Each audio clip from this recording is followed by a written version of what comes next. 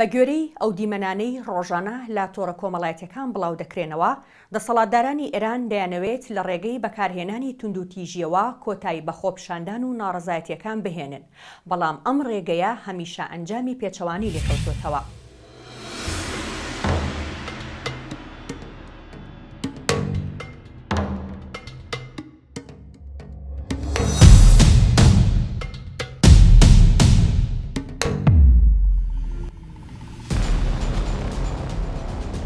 توندوتیژی و دەستڕێژی گولە لە بری ئەوەی کۆتایی با خۆپیشاندان بهێنێت بە پێچەوانەوە بۆ تاهۆی فراوانبوونی خۆپیشاندانەکان. ئەو کاتی خۆپیشاندەرێک بە گولەی هێزانمنیەکان دەکوژێت، خەڵکێکی زۆر لە ڕێوڕسمی بە خاکسپاردنەکەیدا ئامادە دەبن. گرتە ڤیدیۆیەکان شایەتی دەدەن ڕێوڕسمی ناشنی تەرمەکان دەبنە شوێنێکی دیکە بۆ خۆپیشاندان و دەربڕینی ناڕەزایی.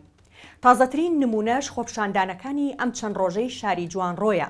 گوتی کە سوکاری خۆپیشاندەرە کوژراوەکان دەبنە هەوێنی سەرهەڵدانەوەی خۆپیشاندانەکان و فراوانبوونی. نامری تو فرسنگی ئاگری تو دژمنت ڕسوا کرد. شاهید نامری خۆشبەختم ئەگە لەسەر هیچ نەگوشراوە، لەسەر ئازادی و خاچی شەهید بووە. وەکو خانەوادەی شەهید مؤمن زەنکەریمی ئەمە ئفتخارە بۆ تەکمان ئفتخار بێ بۆمان. زمانێک ئێمە ئەگەر دەمانیست بێشێ بڵێن زۆر پیاوە، بێشێ بڵێن زۆر بەغیرەتە، زۆر بە ناموسە، زۆر بە ویژدانە، لە کەلیمەی چی ئیسپارەمان دەکرد پیاو، دەوانکن زۆر پیاوە. ئەلعان پیاوێک کە بێ زۆر پیاوە بێت دەبێت زۆرشن بێ، واقعان غیرەتیش نەکان لە پیاوە.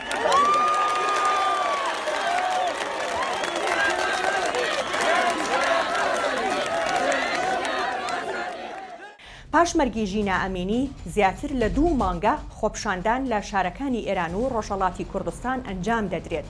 پاش بە خاکسپاردنی تەرمی هەر خۆپیشاندەرێکیش جار لە دوای جار دروشمی خۆپیشاندەران توندتر دەبێت، لەگەڵیشیدا تەقە و وەڵامی هێزانمنیەکان زیاتر دەبن.